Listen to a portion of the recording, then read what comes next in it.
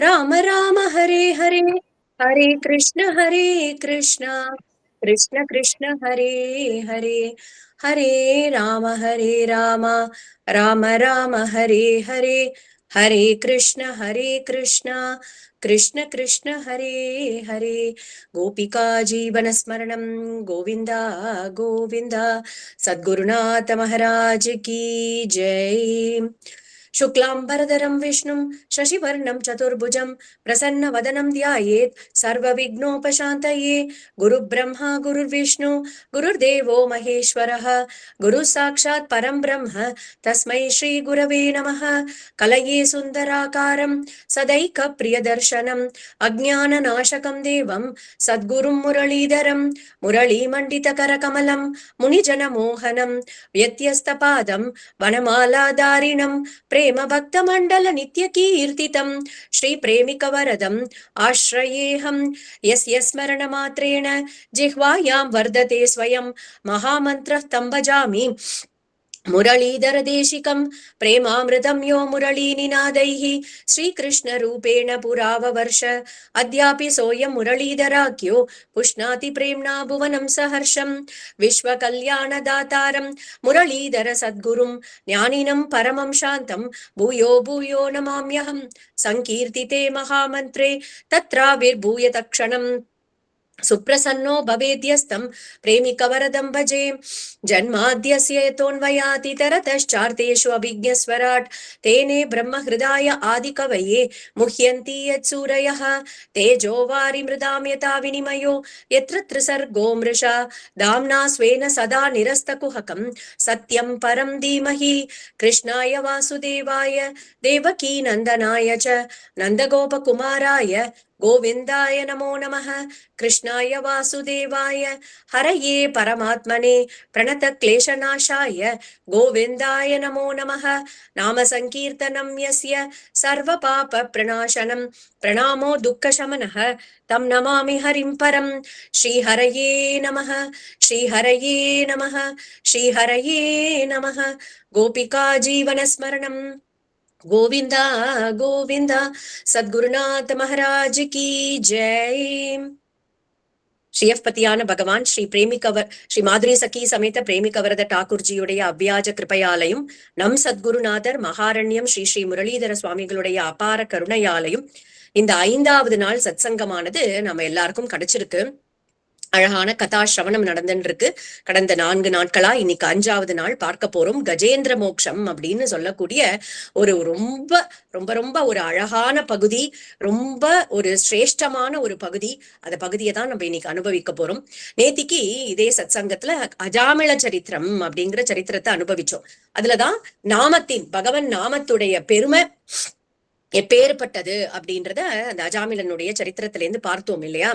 அதுல அஜாமிலன் அவன் ரொம்ப ரொம்ப ஒரு வேத பாராயணம் எல்லாம் பண்ணிண்டு சாஸ்திரங்களை வாசிச்சுண்டு அப்பா அம்மாவை ரட்சணம் பண்ணிண்டு மனைவி அழகான பக்தியோட இருக்கக்கூடிய மனைவியை பரிபாலனம் பண்ணிண்டு எல்லாம் பண்ணிண்டு தார்மீகமா இருக்கக்கூடிய ஒரு வியக்தியா தான் அவன் இருந்திருக்கான்.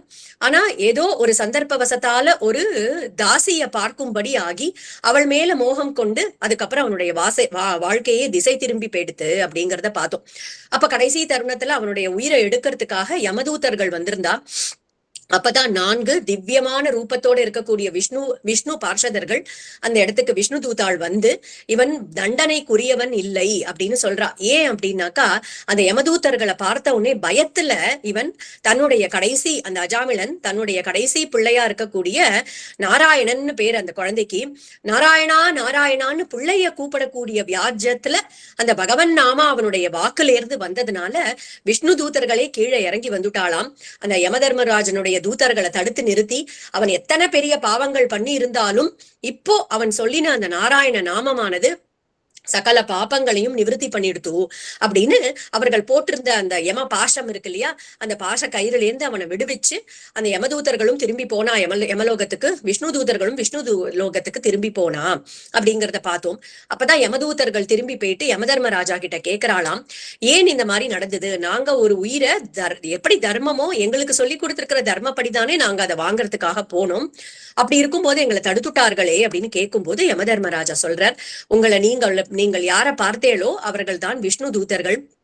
விஷ்ணு தூதாளுடைய வாக்குல இருந்தே பாகவத தர்மம் அப்படின்னு சொல்லக்கூடிய ஒரு உயர்ந்த தர்மத்தை கேட்கறதுக்கான ஒரு பாக்கியம் உங்களுக்கு எல்லாம் கிடைச்சிருக்கே அப்படின்னு சொல்றார். அந்த அஜாமிலன் நாராயணா அப்படின்னு கூப்பிட்டான் அப்படின்னு அந்த யமதூதர்கள் சொன்ன உடனே யமதர்மராஜாவே தன்னுடைய அசிம்ஹாசனத்துல இருந்து எழுந்துண்டு கைகளை தலைக்கு மேல கூப்பிண்டு அஞ்சலி முத்திரையோட கண்கள்ல ஆனந்த பாஷ்பம் பெருக நின்னார் அப்படின்னு நேத்திக்கு பார்த்தோம் இல்லையா?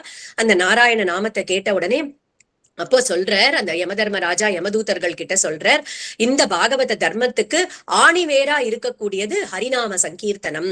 இந்த பாகவத தர்மம் அப்படிங்கிறது 12 பேர்களுக்கு தான் தெரியும் அப்படின்னு சொல்லிட்டு ஸ்வயம்பூர் நாரத சம்புஹு குமாரஹ கபிலோ மனுஹு பிரஹ்லாதோ ஜனகோ பீஷ்மோ பலிர் வையாசகிர் வயம் அப்படின்னு யார் யார் அந்த 12 பேர் அப்படின்னா, நாங்கள் 12 பேர், என்னையும் சேர்த்து 12 பேர். ஸ்வயம்பூஹு அப்படின்னு சொல்லக்கூடிய பிரம்மா, நாரதர், சம்புகுன்னு சொல்லக்கூடிய சிவபெருமான், குமாரகன்னு சொல்லக்கூடிய சனகாதி குமாரர்கள், சனகாதி ரிஷிகள், கபில பகவான், மனு ஸ்வயம்புவ மனு, பிரகலாதன், ஜனகர், பீஷ்மர், பலி, வையாசகின்னு சொல்லக்கூடிய சுக மகரிஷி, அதை தவிர எனக்கு அடியேனுக்கு தெரியும். அந்த மாதிரி 12 பேர்களுக்கு தான் இந்த பாகவத தர்மத்தை சொல்லியிருக்கார் பகவான். அதுக்கு ஆணிவேரா இருக்கக்கூடியது ஹரிநாம சங்கீர்த்தனம்பா. அதை முதல்ல தெரிஞ்சுக்கோங்கோ. ஹரிநாம சங்கீர்த்தனம் எங்க நடக்கிறதோ அங்க நமக்கு எந்த வேலையும் கிடையாது அப்படின்னு யமதூதர்கள் கிட்ட யமதர்மராஜாவே எடுத்து சொல்றார்.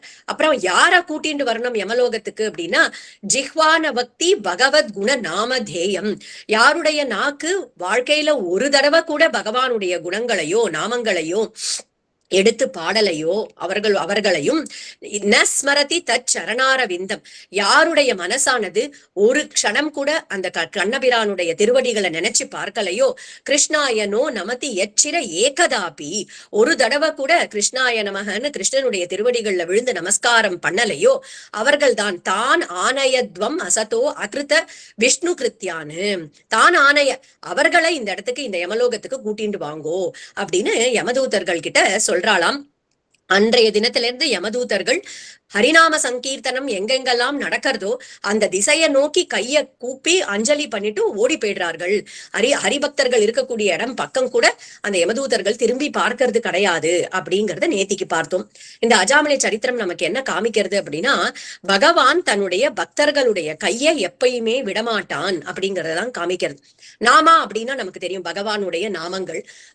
அந்த நாமத்தை கொண்டவன் நாமி அப்படின்னு சொல்றோம், அதுதான் பகவான். இந்த நாமி பகவான் வேற கிடையாது, நாமம் அப்படிங்கிறது வேற கிடையாது, ரெண்டும் ஒண்ணுதான் அப்படிங்கறத பார்த்தோம். இந்த பகவன் நாமாதான் முதல்ல நம்மள ப்ரொடெக்ட் பண்ண வரக்கூடியது. இந்த பகவன் நாமாதான். பகவான் வரத்துக்கு முன்னாடியே பகவன் நாமம் நம்மளுடைய ரட்சணத்தை பாத்துக்கிறது. இதை 2-3 இடத்துல பார்க்கலாம். எங்க பார்க்கலாம் அப்படின்னா, சுந்தரகாண்டம், ஸ்ரீராமாயணத்துல சுந்தரகாண்டத்தை எடுத்துட்டோம்னா, சீதா பிராட்டி அசோகவனத்துல ரொம்ப சோகமான ஒரு ஸ்திதியில உட்கார்ந்துட்டு இருக்கா. அப்ப ராவணன் அவளை துன்புறுத்துறான், ராட்சசிகள்லாம் துன்புறுத்துறா. அப்போ சீதாமாவால அதை தாங்க முடியல. இதுக்கு மேல இந்த கஷ்டத்தை அனுபவிச்சுட்டு இங்க இருக்கணுமா அப்படின்னு சொல்லிட்டு நம்மளுடைய உயிரை நம்மளே வாங்கிக்கலாம் அப்படின்னு சொல்லிட்டு அந்த விருட்சத்துக்கு கீழே நிக்கிறா. அந்த சிம்சுபா விருட்சத்துக்கு மேலதான் ஆஞ்சநேயர் உட்கார்ந்துட்டு இருக்கார். அப்போ ஆஞ்சநேயர் பார்த்தாராம், இவளுடைய உயிரை இப்ப காப்பாத்தணும் அப்படின்னு சொல்லிட்டு இந்த சிம்சுபா விருட்சத்துக்கு மேல இருந்துட்டே அழகான ராம கதையை பாடினர். அப்படிங்கிறது நம்ம எல்லாருக்கும் தெரிஞ்ச கதை இல்லையா? அதை சொல்லிட்டு கீழே இறங்கி ராம நாமாங்கிதம், அந்த ராம நாமம் பொறிக்கப்பட்ட அழகான அந்த ராமருடைய மோதிரத்தை எடுத்து சீதா பிராட்டி கையில கொடுத்து, போக இருந்த உயிரை காப்பாத்தித்து அப்படின்னாக்கா அந்த ராம நாமம் தான் இல்லையா? ராமபிரான் வரல அந்த இடத்துல பிரத்யட்சமா, ஆனா அந்த ராம நாமம் பொறிச்ச அந்த மோதிரம் தான் அந்த இடத்துல சீதா பிராட்டியுடைய உயிரை காப்பாத்திட்டு. சோ நாமம் தான் அந்த இடத்துல காப்பாத்திட்டு. அதே மாதிரிதான் திரௌபதி அசத் சபை, அசத்துக்கள் நிறைஞ்சிருக்கக்கூடிய சபையில கைய தூக்கிண்டு அலறினா கோவிந்த ரக்ஷமாம் அப்படின்னு. கண்ணன் பிரத்யட்சமா வரல, ஆனா புடவை ரூபத்துல புடவை சுரந்து அந்த அசத் சபையில அவளுக்கு அவமானம் ஏற்படாம அந்த திரௌபதியை ரட்சணம் பண்ணினது அந்த கோவிந்த நாமம். அதே மாதிரிதான் இந்த அஜாமில சரித்திரத்திலையும் நாராயண நாமம் அப்படிங்கிறது அவனை உஜ்ஜீவனம் பண்றது. அதுக்கப்புறமா அஜாமிலன் 10-12 வருஷங்கள் ஹரித்வார் அப்படிங்கிற அந்த க்ஷேத்திரத்துல இருந்துட்டு பகவானுக்கும் பாகவதர்களுக்கும் கைங்கரியம் பண்ணி அப்புறமா கிருஷ்ண சரணத்தை அடைஞ்சான் அப்படிங்கிற சரித்திரத்தை நேத்திக்கு நம்ம பார்த்தோம். அவன் ஏற்கனவே முதல்ல ஆரம்பிக்கும் போது நல்ல மனிதனாதான், தார்மீகமான ஒரு மனிதனாதான் இருந்திருக்கான் இல்லையா? அதனால பகவானுடைய அனுகிரகம் மறுபடியும் அவனை ஒரு சரியான வழிக்கு கூட்டிட்டு வந்தது. எப்பயுமே நாம சங்கீர்த்தனம் அப்படிங்கிறது நமக்கு என்ன பண்றது அப்படின்றது நமக்கு சில பேருக்கு புரிஞ்சுக்க முடியும், சில பேரால நமக்கு புரியாமையே நம்ம நாமா சொல்லிட்டு இருப்போம். நாம சங்கீர்த்தனம் ஒரு விஷயம் என்ன பண்ணும் அப்படின்னா, ரொம்ப ஒரு ஒரு ஒரு பயமான ஒரு சுச்சுவேஷன்ல நம்ம இருக்கோம், இல்ல ஒரு சோகமான ஒரு சுச்சுவேஷன், ஏதோ ஒரு பெரிய துக்கம் வந்திருக்கு, அதை சொல்லவும் முடியல மெல்லவும் முடியல, அப்படி இருக்கும்போது இந்த நாம சங்கீர்த்தனம் நம்ம சொல்லக்கூடிய பகவன் நாமாம் என்ன பண்ணும்னா நம்மளை கொண்டு போய் ஒரு சாது சங்கத்துல கொண்டு போய் சேர்த்துடுமா. அந்த சாது சங்கத்துல இருந்துட்டாலே எந்த சிச்சுவேஷனா இருந்தாலும் அதை ஃபேஸ் பண்றதுக்கான ஒரு தைரியத்தை நமக்கு கொடுத்துடும். அதுதான் பண்றது அந்த ஹரிநாம சங்கீர்த்தனம் அப்படிங்கிறது தான் நேத்திக்கு நம்ம பார்த்தோம். நாமத்துடைய மகிமையை பார்க்கும்போது இந்த அஜாமில சரித்திரம் இன்னொன்னு காமிக்கிறது. எப்பயுமே பகவான் நமக்கு ஞாபகப்படுத்தின்றே இருக்கான். நம்ம ஒரு மனித பிறவி எடுத்திருக்கிறதே பகவானை அடையறதுக்கு தான் அப்படிங்கிறத பகவான் அப்பப்ப ஞாபகப்படுத்தின்றே இருக்கான். குருநாதருடைய கலிதர்ம உந்தியார் அப்படிங்கிற ஒரு அழகான ஒரு கிரந்தம், அதுல ஒரு பாசுரத்துல சொல்றார், கடவுள் பேசவில்லை என்றார் சொன்னது மனசாட்சி குரலே உந்தி பர, கடவுளின் குரலாம் என்று உந்தி பர. கடவுள் பேசவில்லை என்று யார் சொன்னது? யார் சொன்னா உனக்கு கடவுள் பேசலன்னு? நன்னா பேசிட்டு இருக்காரு. எப்படி பேசுறாரு அப்படின்னா, மனசாட்சி குரலே உந்தி பர. நம்ம மனசாட்சி, நம்ம ஏதாவது ஒரு டைலமால இருக்கும், இது பண்ணலாமா பண்ணக்கூடாதான்ற ஒரு டைலமால இருக்கும்போது எது தர்மத்தின்படி பண்ணத்தக்கதோ அதை பண்ண சொல்லி நம்ம மனசுக்குள்ளேந்து ஒரு குரல் நமக்கு சன்னமான குரல்ல கேட்கும். சில டைம் நம்ம அதை எடுத்துப்போம், சில டைம் நம்ம அதை இக்னோர் பண்ணிடுவோம், கண்டும் காணாத மாதிரி இருந்துடுவோம். ஆனா அந்த மனசாட்சியோடைய குரல் இருக்கு இல்லையா, அந்த சன்னமான குரல், அதுதான் பார் கடவுளுடைய குரல் அப்படின்னு அழகான இந்த பாசுரத்துல சொல்றார். நம்ம வாழ்க்கையில ஏற்படக்கூடிய ஒரு நல்ல விஷயம், ஒரு பாசிட்டிவ் எக்ஸ்பீரியன்ஸ் சொல்றோம் இல்லையா, அது நமக்கு எதை ஞாபகப்படுத்துறதுன்னா, எப்பயுமே பகவான் கிட்ட நன்றியோட இருக்கணும். பகவானுடைய கிருபையால இந்த ஒரு நல்லது நமக்கு நடக்கிறது, அதனால அந்த கிருபைக்காக நம்ம கிருத்தஜதையோட இருக்கணும் அப்படிங்கறத காமிக்கிறது நமக்கு ஏற்படக்கூடிய ஒரு பாசிட்டிவ் எக்ஸ்பீரியன்ஸும். அதே மாதிரி வரக்கூடிய துக்கங்கள், நெகட்டிவ் எக்ஸ்பீரியன்சஸ் இருக்கு இல்லையா, அது எதுக்காக வருது அப்படின்னா, நம்ம மனசுக்குள்ள வைராகியத்தை வளர்க்கறதுக்காக வருது. அதுக்காகத்தான் நெகட்டிவ் எக்ஸ்பீரியன்சஸ் ஏற்படுறது. சம்டைம்ஸ் நம்ம காத்தால எழுந்துக்கிறதுக்கு ஒரு அலாரம் வச்சுப்போம் இல்லையா, அதை சில பேர் பார்த்தேன் அப்படின்னாக்கா ரொம்ப ஒரு சன்னமான ஒரு மென்மையான ஒரு மியூசிக்கோட அந்த அலாரத்தை வச்சுட்டு இருப்பா, அதை அடிச்ச உடனே எழுந்துப்பா. சில பேருக்கு என்னன்னா பேங் பேங் பேங்னு அப்படி ஒரு பெரிய குரலோட ஒரு பெரிய ஒரு ஒரு பேங் மியூசிக்கா இருந்தாதான் அவளுக்கு அந்த தூக்கம் கலைஞ்சி எழுந்துக்க முடியும் இல்லையா. அந்த மாதிரிதான் இந்த அஜாமிலனுக்கு கிடைச்சது அவனுடைய தலையில குட்டி அவனை எப்படியாவது எழுப்பிண்டு மறுபடியும் அந்த பாகவத தர்மத்துல கொண்டு வரணும். ஏன்னா அவன் வழி தவறி ரொம்ப தூரம் போயிட்டான். இந்த பேங் பேங்க்னு ஒரு கடோரமான ஒரு மியூசிக்கோட இருக்கக்கூடிய அலாரம் மாதிரி ஏதாவது ஒண்ணு சவுண்ட் வந்ததுனாதான் இந்த அஜாமிலனை நம்மளால காப்பாத்த முடியும். அப்படிங்கிறதுனால அப்படி ஒரு மியூசிக்கோட ஒரு அலாரத்தை கொடுத்தாரு, யம பயத்தை கொடுத்து அந்த யமதூதர்களை பார்த்த உடனே அவனுக்கு பயம் நாராயணான்னு கத்தி மேல நல்லதெல்லாம் நடந்தது. அது அவனுக்கு ஒரு பயத்தை கொடுத்து அவனை காப்பாத்தினார், ரட்சணம் பண்ணினார். ஆனா இன்னைக்கு பார்க்க போற கஜேந்திர மோட்சம் ஒரு மென்மையான ஒரு சூதிங்கான ஒரு அலாரம் அப்படிங்கறத நம்ம பார்க்கலாம். ஏன்னா ஒரு சன்னமான குரல்ல அந்த கஜேந்திரனுக்கு ஞாபகப்படுத்துறார் அந்த கஜேந்திரன் யாருன்னு. அப்போ அந்த கதையை தான் நம்ம இன்னைக்கு பார்க்க போறோம். எந்த சரித்திரம் எடுத்துட்டாலும் பகவான் கருணாமூர்த்தி. நம்ம அவனை மறந்து போயிட்டோம், நம்ம அவனை இக்னோர் பண்ணினா கூட பகவான் நம்மள காத்து ரட்சணம் பண்ணி நம்மள சரியான பாதைக்கு கூட்டிட்டு வரான். அப்பேற்பட்ட அதி சுலபன் அப்படிங்கறதுதான் இந்த ஒரு சரித்திரமும் நமக்கு காமிக்கிறது இல்லையா. இது 6வது ஸ்கந்தத்துல இருக்கக்கூடியது இந்த அஜாமில சரித்திரம். அந்த 6வது ஸ்கந்தத்திலேயே இன்னொரு சரித்திரம் இருக்கு. ஏன்னா 6வது ஸ்கந்தமே போஷணம்னு பார்த்தோம். மகாபுராணத்துக்கு இருக்கக்கூடிய 10 லட்சணங்கள்ல போஷணம் அப்படின்னா பகவான் எப்படி போஷிக்கிறார், படைக்கப்பட்ட ஜீவராசிகளை எப்படி போஷணம் பண்றார், அதுதான் இந்த 6வது ஸ்கந்தத்துல அஜாமில சரித்திரத்துல பார்த்தோம். இன்னொரு சரித்திரம் அந்த 6வது ஸ்கந்தத்துல வருது, அதுதான் சித்திரகேதுடைய ஒரு சரித்திரம். அப்போ இந்த சித்திரகேது யாருன்னு பாக்குறதுக்கு முன்னாடி விருத்ராசுரன் அப்படின்றத நம்ம கேள்விப்பட்டிருப்போம். ஒரு பயங்கரமான அசுரன், அவனுக்கும் இந்திரனுக்கும் ஒரு பெரிய யுத்தம் நடக்கிறது. அந்த விருத்ராசுரன் தான் தன்னுடைய பூர்வ ஜென்மத்துல சித்திரகேது அப்படின்னு ஒரு தார்மீகமான ஒரு ராஜாவா இருந்திருக்கான். அப்போ ஏன் அவனுக்கு அந்த மாதிரி ஒரு பயங்கரமான ஒரு அசுரனா போறதுக்கான சாபம் ஏன் கிடைச்சது அப்படின்னா, இந்த சித்திரகேது நல்ல தார்மீகமான ராஜா. எப்பேற்பட்டவன் அப்படின்னா, பகவானே அவனுக்கு ஒரு தேரை கொடுத்திருக்கார். அந்த தேர்ல ஏறிண்டு அவன் 3 லோகத்திலையும் சஞ்சாரம் பண்ணி பகவன் நாம சங்கீர்த்தனம் பண்ணி இருந்திருக்கான் அந்த சித்திரகேது. அப்படி இருக்கும்போது ஒரு நாளைக்கு என்ன ஆகுது, கைலாசத்தின் பக்கம் அவன் வரும்போது அங்க பாக்குறான், சிவபெருமான் தன்னுடைய மடியில பார்வதி தேவிய உட்காத்தி வச்சுண்டு அவளுக்கு உபதேசம் பண்ணிட்டு இருக்கார். அன்னைக்கு பகவானுடைய சங்கல்பம் அப்படி நடக்கிறது. சித்திரகேது அங்க இறங்கிட்டு தன்னுடைய தேர்ல இருந்து சிவபெருமான பார்த்து, பார்வதி தேவிய பார்த்து ஒரு கிண்டலான ஒரு சிரிப்போட, என்ன நீங்க என்னமோ ஒரு உபதேசம் பண்ணிட்டு இருக்கேள், அதுல போய் மனைவிய மடியில உட்காத்தி வச்சுட்டு இருக்கேளே அப்படின்னு ஒரு வார்த்தை அவமானமா மரியாதை குறைச்சலா அந்த இடத்துல சொல்லிடுறான். முந்தா நேத்திக்கு வந்து தக்ஷயஜ்யம் சரித்திரம் பார்க்கும் போதே பார்த்தோம். சிவபெருமான் துவந்துவங்கள்னு சொல்லக்கூடிய சுகம், துக்கம், மானம், அவமானம், உஷ்ணம், குளிர்ச்சி எல்லாத்தையும் சமமா பார்க்கக்கூடியவர் அப்படிங்கறத தக்ஷயஜ்ய சரித்திரத்திலேயே பார்த்தோம். அதனால சிவபெருமான் அதனால பாதிக்கப்படல. அவர் வந்து சிரிச்சுண்டே அமைதியா இருந்துட்டார் சிவபெருமான். ஆனா மனைவிக்கு எப்பயுமே கணவனை பத்தி ஒரு குறைச்சலா சொல்லிட்டா உடனே சுருக்குன்னு கோவம் வந்துடும் இல்லையா? அந்த மாதிரிதான் பார்வதி தேவிக்கு அந்த இடத்துல கோவம் வந்துடுத்து. அவள் சபிச்சுடுறா, நீ வந்து கோரமான ஒரு அசுரனா போகணும் அப்படின்னு சொல்லிட்டு சபிச்சுடுறா. உடனே சித்திரகேதுவும் தன்னுடைய தப்ப உணர்ந்துட்டான். அவன் ஓடி வந்து சிவபெருமான் கால்லையும் பார்வதி தேவியுடைய கால்லையும் விழுந்து நமஸ்காரம் பண்ணிட்டு, நியாயோகி தண்டகன்னு நம்ம காளியனுடைய மனைவிகள்லாம் ஸ்துதி பண்ணும்போது பார்ப்போம். அந்த மாதிரி நீங்கள் கொடுத்த தண்டனையானது ரொம்ப நியாயமான தண்டனை தான்.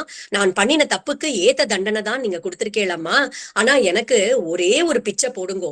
என்ன அப்படின்னாக்கா, அசுரனா போனா கூட பகவான் கிட்ட இருக்கக்கூடிய பக்தியானது எனக்கு மாறாம இருக்கணும் அப்படின்னு பிரார்த்தனை பண்ணிட்டாராம் அந்த சித்திரகேது.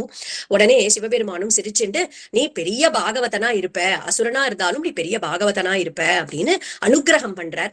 அந்த சித்திரகேது தான் விருத்ராசுரனா இருக்கார். இப்போ இந்திரனுக்கும் விருத்ராசுரனுக்கும் ஒரு பெரிய போர் மூன்றுக்கு, ஒரு பெரிய சண்டை நடக்க போறது.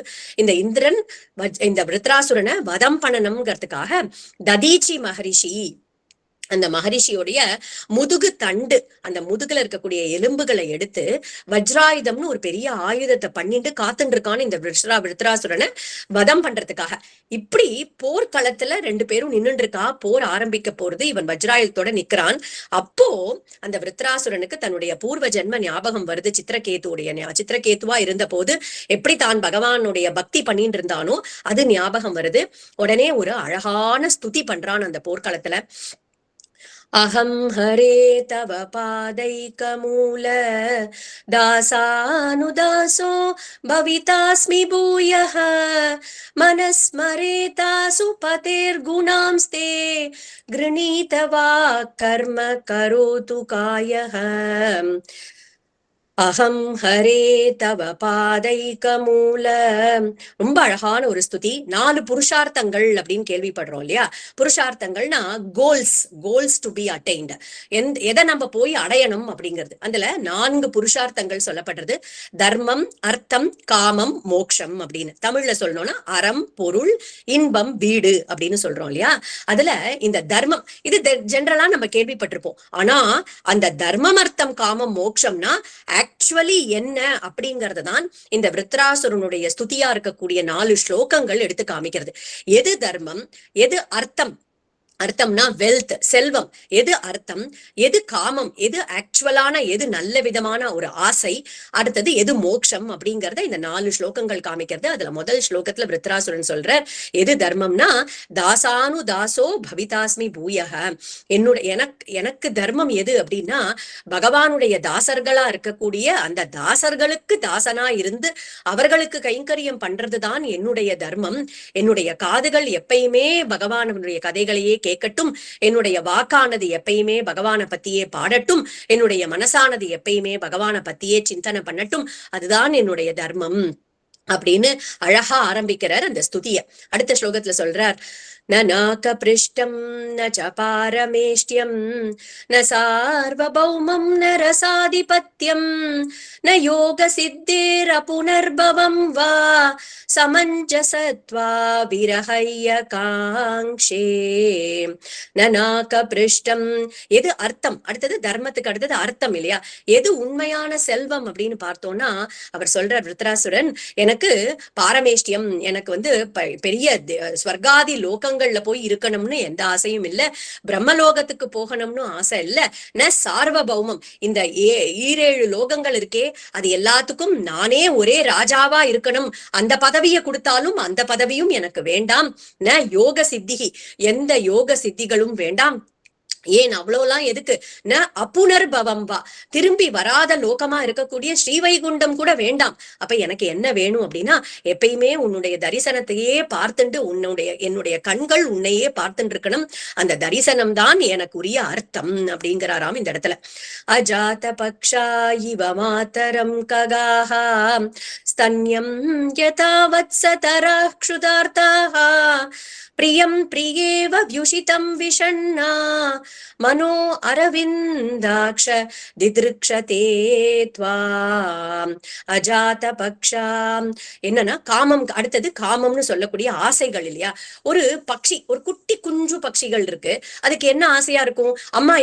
அம்மா பக்ஷி எப்ப திரும்பி வரும், அது எப்போ ஒரு ஒரு உணவு பொருளை எடுத்துன்னு வந்து நமக்கு கொடுக்கும் அப்படின்னு காத்துன்னு இருக்கும். குட்டி குட்டியா இருக்கக்கூடிய பட்சிகள் இல்லையா.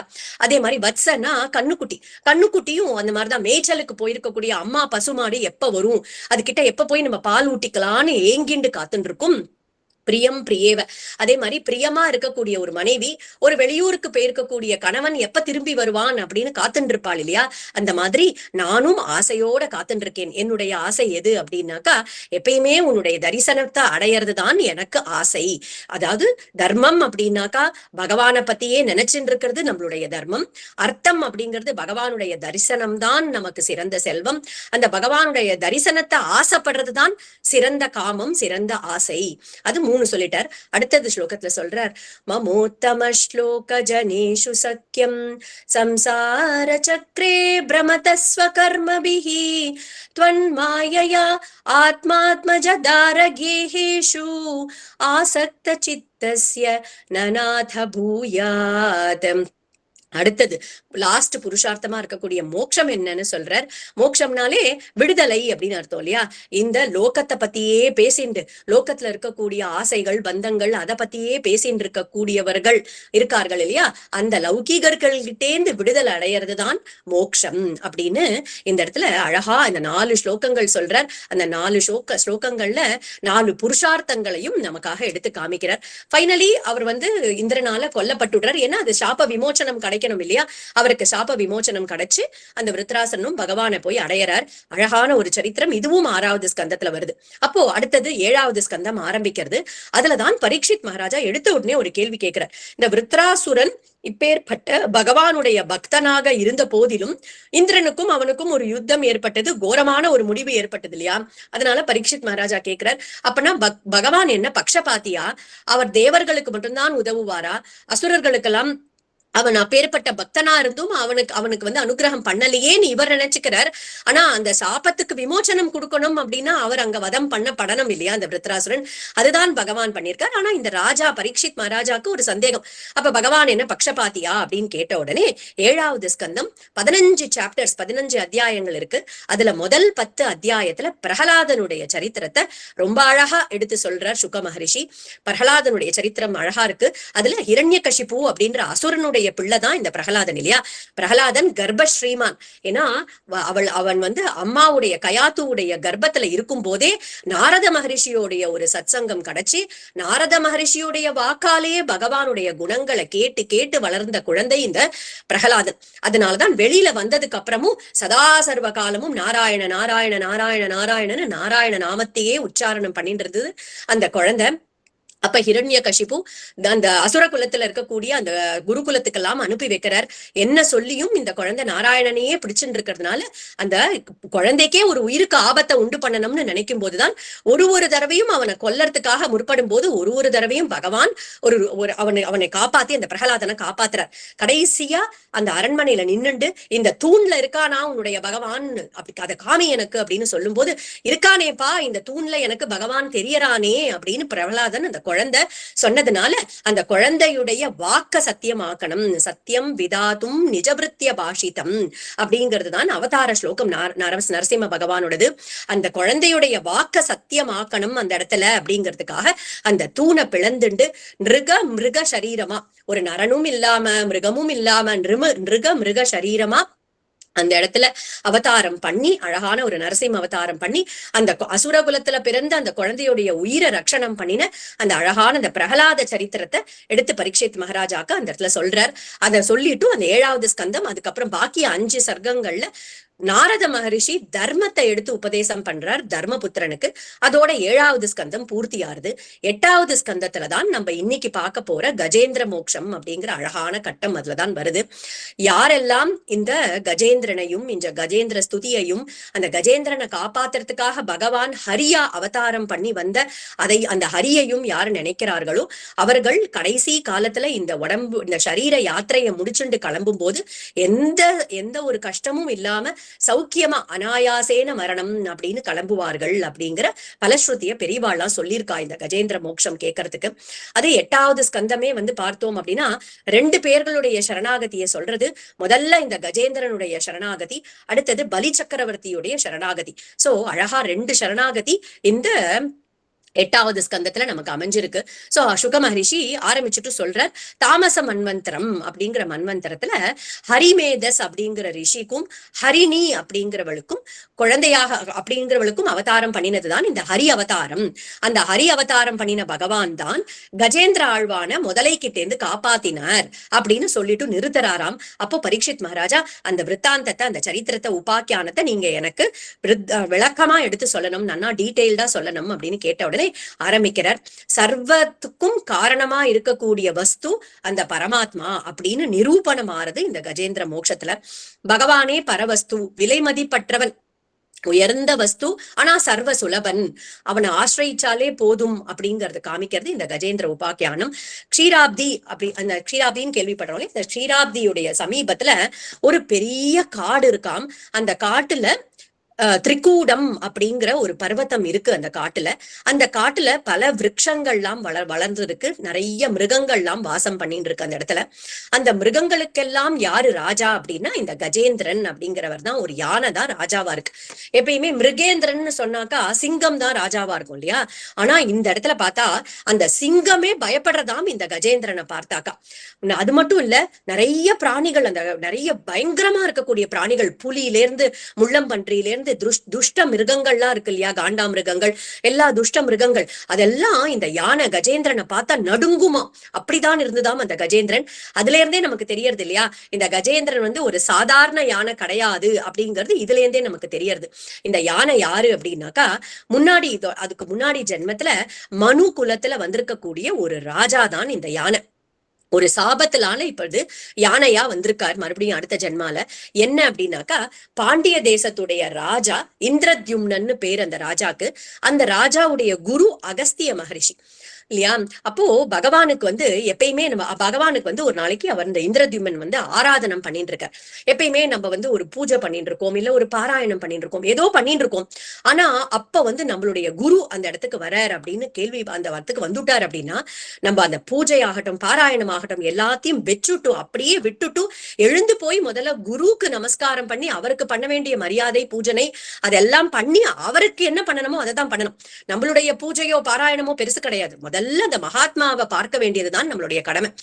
இந்த இடத்துல அகஸ்திய மகரிஷி இந்திரத்யும்னனுடைய அந்த அரண்மனைக்கு வரார். அப்போ இந்த இந்திரத்யும்னன் ஒரு பெரிய படாடோபத்தோட அங்க உட்காந்து ஒரு பெரிய பூஜை பண்ணிட்டு இருக்கார். அங்க பார்த்தாக்கா அவர் நிறைய வெள்ளி கிண்ணம், நிறைய தங்க கிண்ணம் இதெல்லாம் வச்சுட்டு இருக்கார். ரொம்ப அழகான பலவிதமான நெய்வேத்தியம் எல்லாம் பண்ணி வச்சுட்டு இருக்கார். நிறைய உணவு பொருள்லாம் இருக்கு, நிறைய எக்ஸ்பென்சிவ் திங்ஸ் எல்லாம் வச்சுட்டு இந்த இடத்துல பூஜை பண்ணிட்டு இருக்கார். எப்பயுமே அந்த குரு வரார் அப்படின்னா நம்ம எழுந்து நிக்கணும்னு கேள்வி பார்த்தோம் இல்லையா? ஆனா இவர் எழுந்து நிக்கல. எப்பயுமே குருவை அந்த மாதிரி ஒரு அவரை கவனிக்காம நம்ம ஒரு பூஜையை பண்ணினோம் அப்படின்னாக்கா பகவான் கூட அந்த பூஜையில சந்தோஷப்படுறது கிடையாது. குருவை அலட்சியம் பண்ணினோம்னா அங்க பகவான் கூட சந்தோஷப்படுறது கிடையாதுங்கிறதான் இந்த இடத்துல கஜேந்திர மோட்சம், இந்த கஜேந்திரனுடைய ஒரு விற்த்தாந்தம் நமக்கு காமிச்சு கொடுக்கறது. எல்லாம் இருக்கு அவன்கிட்ட, எல்லாம் இருக்கு, எல்லாத்தையும் வச்சுட்டு பூஜை பண்ணிட்டு இருக்கான். ஆனா ஒரு விஷயம் அந்த இடத்துல இல்ல. என்ன அப்படின்னா ஹியூமிலிட்டின்னு சொல்லக்கூடிய வினயம் இல்ல இல்லையா? அந்த வினயம் இல்லாததுனால, ஏன்னா இவனுக்கு தெரியும் அகஸ்தியர் தான் நம்மளுடைய குருன்னு அவனுக்கு நானா தெரியும். அகஸ்தியர் எப்படி பூஜை பண்ணுவார் தன்னுடைய ஆசிரமத்துல அப்படின்னா, அவர் ஒரு சாதாரண ஒரு ரிஷி இல்லையா? அவர் தன்னுடைய ஆசிரமத்துல பூஜை பண்ணும்போது கொட்டாங்குச்சி, பாக்கு மட்டையில பண்ணின பாத்திரங்கள் இதுலதான் தீர்த்தம் எல்லாம் நிரப்பி வச்சுட்டு இருப்பார். அதுலயே ஏதோ தன்னால முடிஞ்ச ஏதோ ஒரு பிரசாதத்தை பண்ணி வச்சுட்டு இருப்பார். காஞ்ச துளசி இருக்கும், இதெல்லாம் வச்சுட்டு தான் அவர் பூஜை பண்ணுவார்.